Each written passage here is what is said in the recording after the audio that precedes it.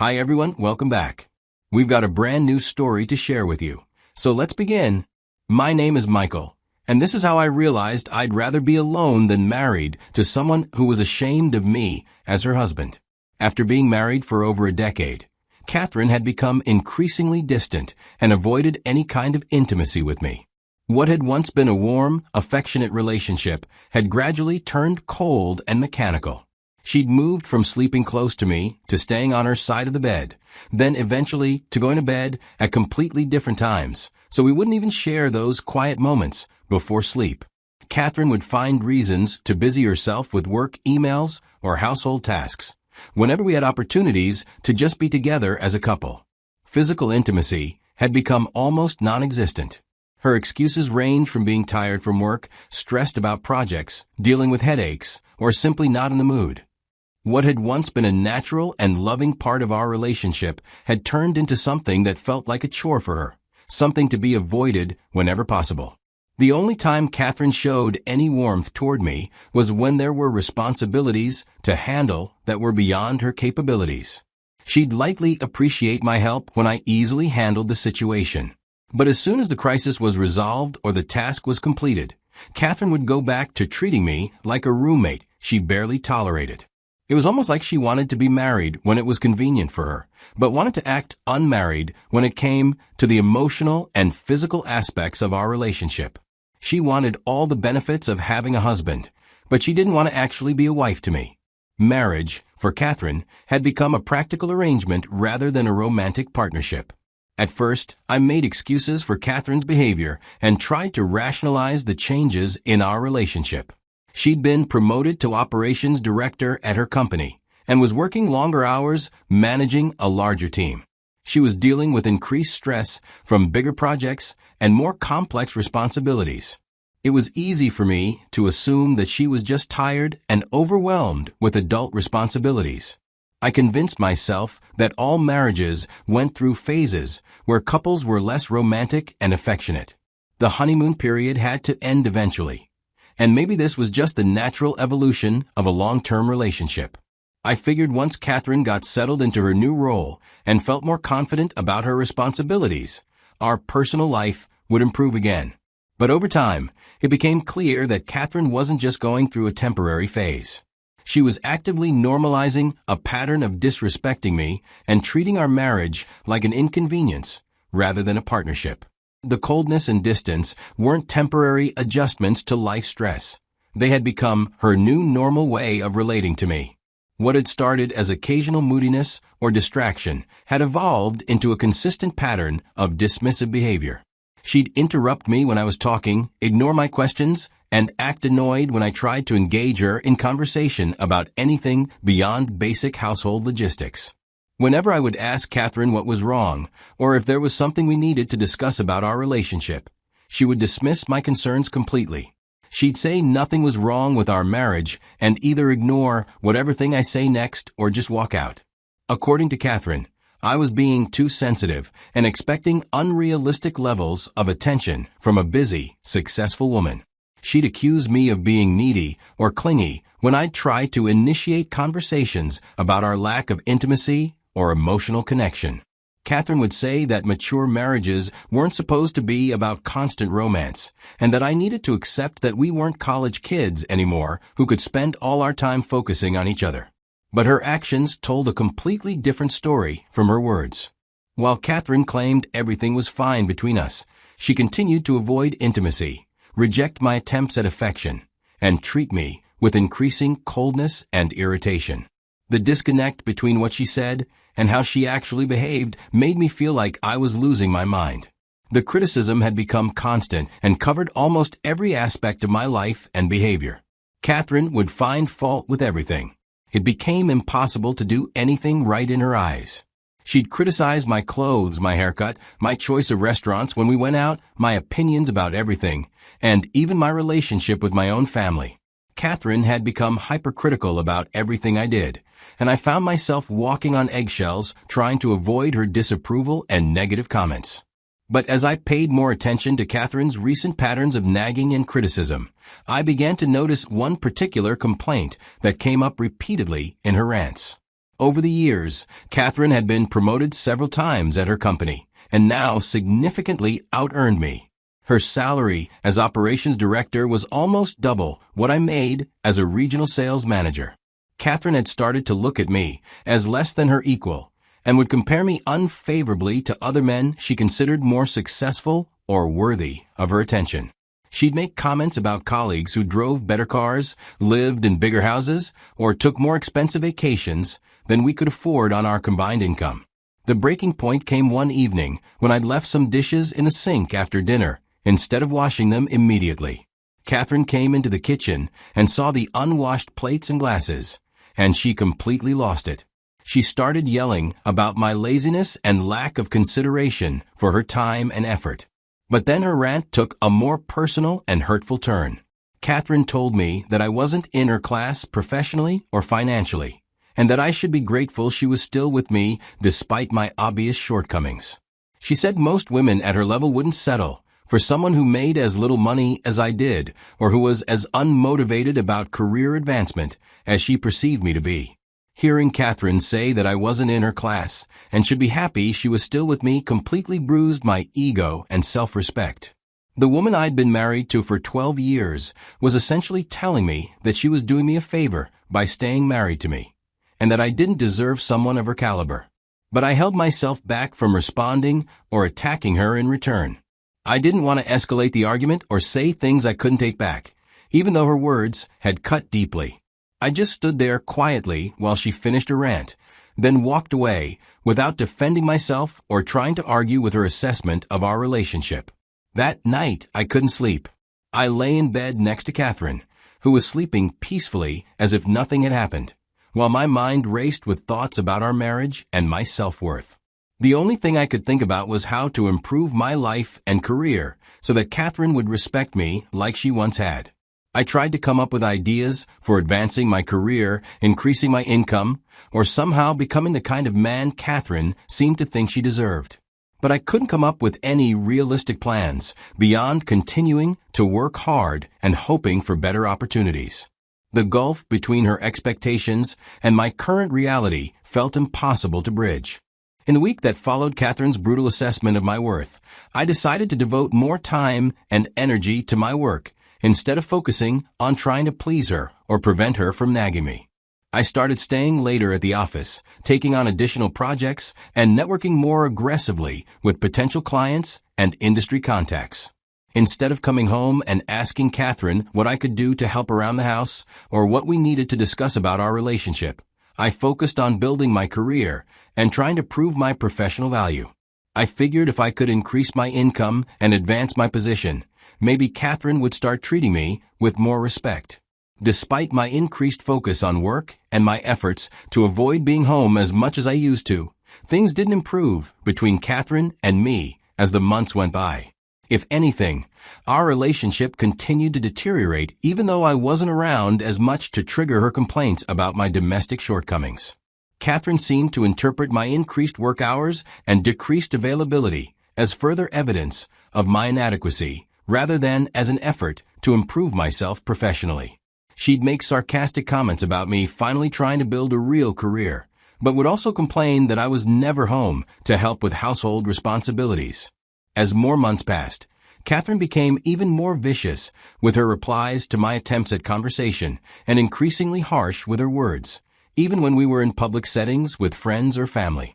She'd make cutting remarks about my job, my income, or my general competence in front of other people, apparently not caring how her comments affected my reputation or self-esteem. She would joke about my career limitations or make unfavorable comparisons between me and other men who were more successful or ambitious.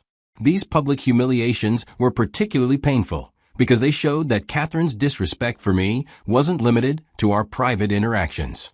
But despite Catherine's increasingly harsh treatment, I kept trying to maintain some level of affection and connection in our marriage.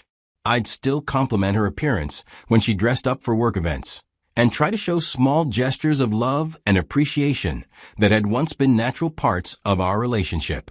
Catherine would consistently undermine these efforts at affection and connection. If I complimented her outfit, she'd make a sarcastic comment about my fashion sense.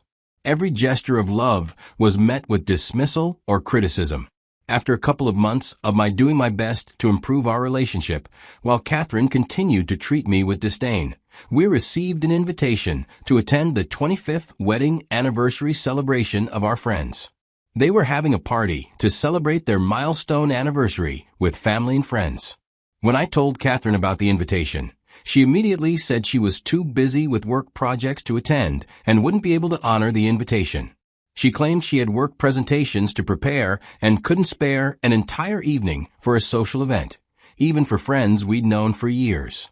I tried to convince Catherine that we should attend together, explaining that they were good friends who had always supported our relationship and that it would mean a lot to them if we were there to celebrate their anniversary.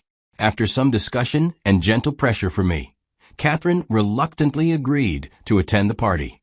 On the day of the anniversary party, I dressed in my best suit and took extra care with my appearance because I wanted to look good for Catherine and show her that I could present myself well in social situations. Catherine also dressed elegantly, choosing a dress that brought out her curves, and she looked stunning in it. Before we left the house, I looked at Catherine and told her how breathtaking she looked and how proud I was to be attending the party with her. I genuinely meant the compliments and hoped that the evening might be an opportunity for us to reconnect in some way.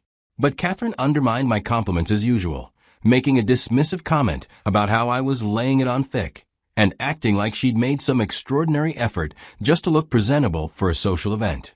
She seemed annoyed that I'd commented on her appearance at all. I smiled to cover up. When we arrived at the anniversary party, everything seemed to be going smoothly.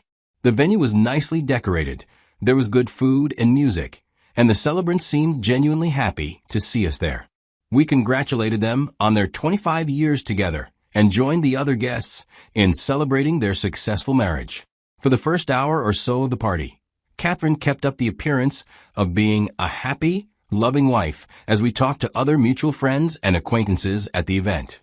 She'd smile when people asked about our family, make pleasant conversation about our jobs and activities, and generally act like we had a normal, healthy relationship. This performance of marital happiness was something Catherine had become skilled at over the years. In public settings, she could convincingly play the role of a satisfied wife when she wanted to, even though her private behavior toward me was consistently cold and disrespectful. She understood the social expectations and could meet them when necessary. While having a pleasant conversation with some mutual friends, I instinctively reached for Catherine's hand as a natural gesture of affection and connection. This was the kind of casual, unconscious display of love that had once been normal for us. But Catherine immediately pulled her hand away from mine with obvious irritation, as if my touch was unwelcome and inappropriate.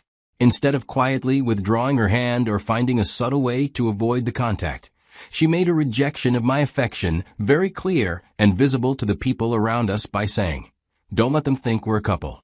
Her voice carried more than she probably intended, and several other friends nearby also turned to look at us with confused expressions. The words hit me like a physical blow.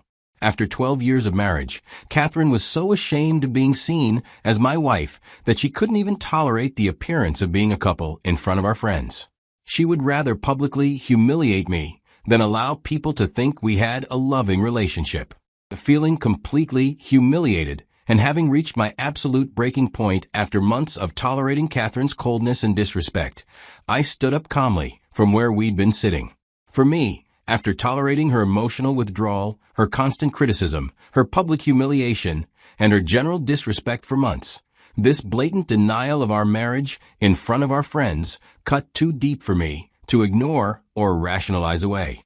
I looked directly at Catherine and said in a calm but clear voice, "From this moment, we are not." Then I walked away from the conversation and left the anniversary party without making a scene or causing additional drama. Some people watched me leave with confused expressions, but I was done with Catherine's treatment of me and our marriage. I drove home alone, leaving Catherine at the party without a ride, though I knew she could call a taxi or ask one of our friends for transportation. I wasn't concerned about how she would get home. I was focused on the fact that our marriage had just ended with her public declaration that she didn't want to be seen as my wife. Catherine arrived home several hours after I did, and she was absolutely furious that I had embarrassed her and abandoned her at the anniversary party. She claimed that my reaction was exactly why she had refused to attend in the first place, and that I had proven her point about being an embarrassment to her in social situations. She accused me of overreacting and making a scene. According to Catherine, I had misinterpreted her words and responded in a way that was childish and inappropriate for the setting. But I didn't respond to Catherine's anger or attempt to defend my actions. I had already made up my mind about what I needed to do, and her attempts to blame me for the evening's events only confirmed that I was making the right decision. There was no point in arguing with someone who couldn't see how hurtful her behavior had been. Seeing that she couldn't get any reaction out of me despite her angry accusations and complaints about my behavior at the party, Catherine eventually gave up trying to engage me in an argument. She went to clean up and prepare for bed that night, apparently assuming that things would return to normal by the next day. But I spent that night making concrete plans for ending our marriage. I made a Google search for divorce attorneys in our area, reading reviews and checking credentials for lawyers who specialized in divorce cases. I found several options and noted their contact information and office hours. The next morning, I went for my usual morning run to clear my head and think about the decision I was making. When I came home, I showered, dressed in business attire, and drove directly to the office of a divorce attorney whose practice was highly rated and who had availability for an 8 a.m. consultation. At the lawyer's office, I explained my situation clearly and directly. I didn't want to waste time on counseling, mediation, or attempts at reconciliation. I wanted the marriage to end as quickly and efficiently as possible. I had reached my limit with Catherine's disrespect and public humiliation, and I knew there was no path back to a healthy relationship. The lawyer explained the divorce process, the timeline for getting papers prepared and filed, and the likely outcomes given our financial situation and the fact that we had no children together. He was professional and straightforward about what I could expect from the legal proceedings. In the weeks before the divorce papers were ready to be served, I became like a ghost in my own house. I stopped greeting Catherine when I came home from work, didn't respond to her attempts at conversation, and avoided any interaction that wasn't absolutely necessary for practical household matters.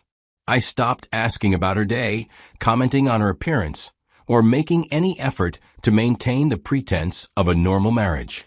Catherine seemed puzzled by my behavior at first, but she didn't ask what was wrong or try to address the obvious change in our relationship dynamic.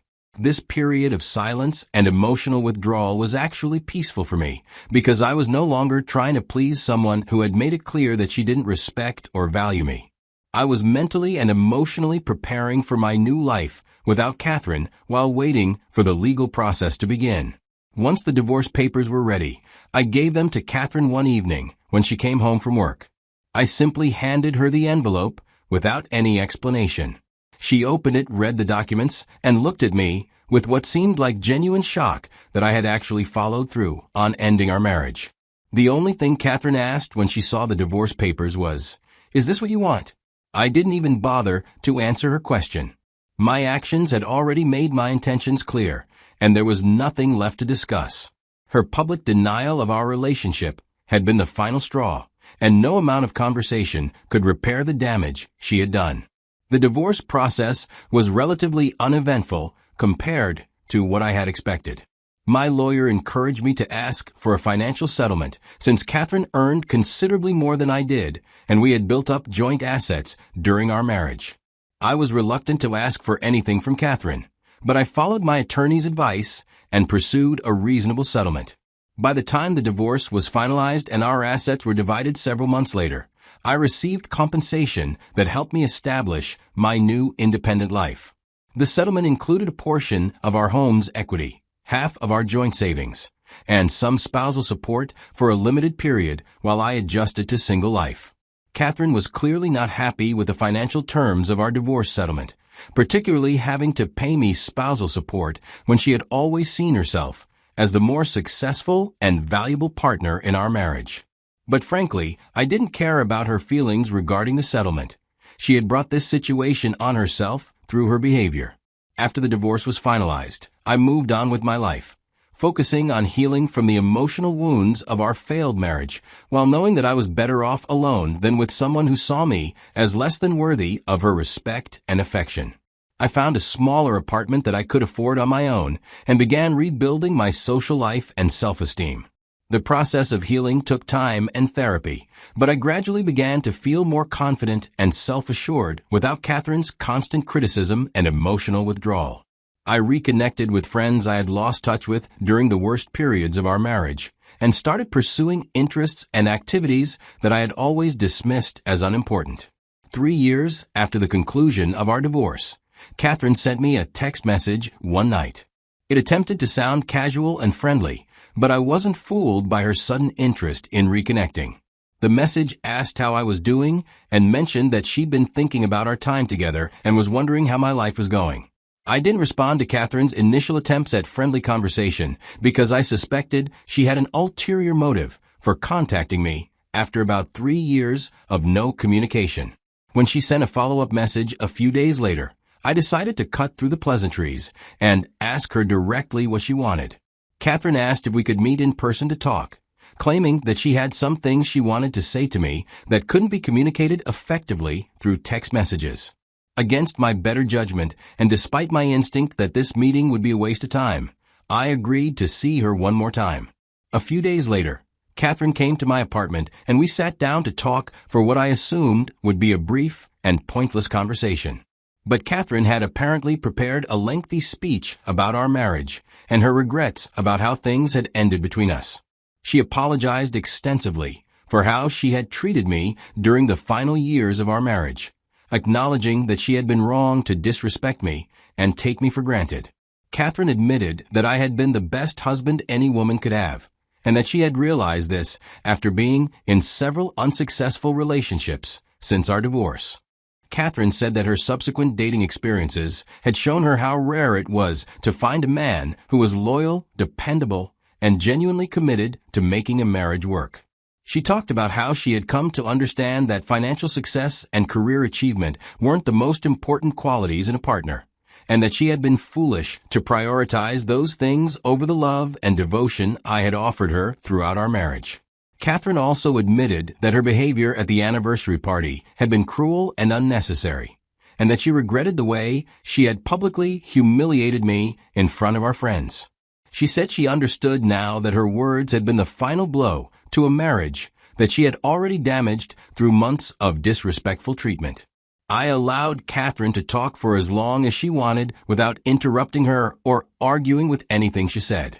I listened to her entire apology and confession of regret without offering any comments or reactions that might influence what she was telling me. Part of me was curious to hear her perspective on our marriage and divorce, and part of me felt like she deserved the opportunity to say whatever she felt she needed to say. I had no intention of getting back together with her, but I could afford to spend an hour listening to her attempt at making amends.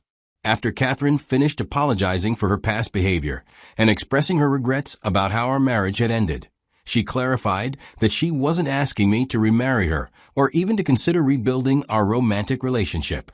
Instead, she said she wanted me in her life, in some capacity, as a friend, confidant, or emotional support person.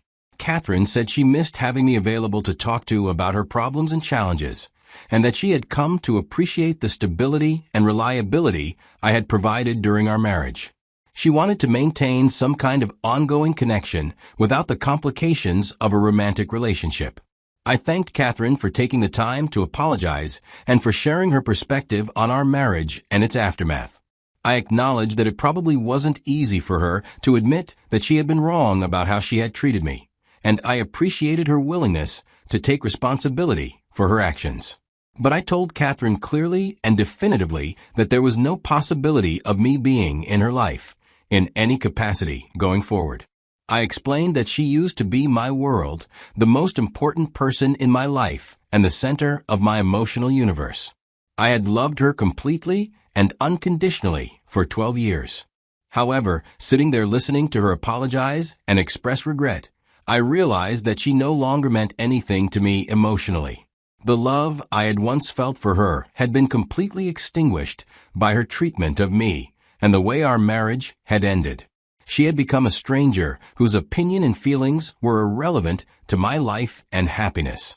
I told Catherine that her apology was too little and too late to repair the damage she had done to my feelings for her.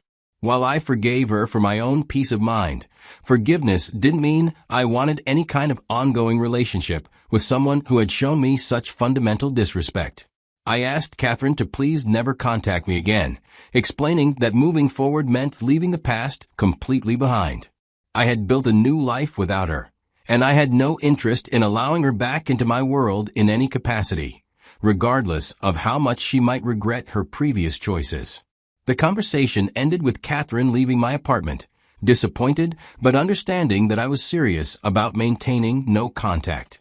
She had apparently hoped that her apology would open the door to some kind of friendship or ongoing connection, but I had made it clear that the ship had sailed permanently. Looking back on that final conversation with Catherine, I felt satisfied with how I'd handled her attempt to get back into my life. I had maintained my boundaries and refused to let someone back in who had spent years showing me I wasn't good enough for them. Some bridges, once burned, should stay that way. Catherine's surprise visit confirmed what I already knew. Ending our marriage had been the right choice. I was living peacefully, without the constant criticism and emotional games that had defined our final years together. Being alone was infinitely better than being with someone who saw me as a consolation prize. What I learned from 12 years with Catherine was simple. You can't love someone into respecting you. Either they see your value or they don't. Catherine had made her feelings clear long before that anniversary party, and I should have listened sooner. Catherine taught me an expensive but valuable lesson about self-worth.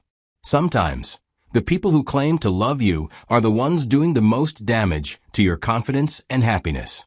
Recognizing that and walking away takes courage, but it's the only way to find something better.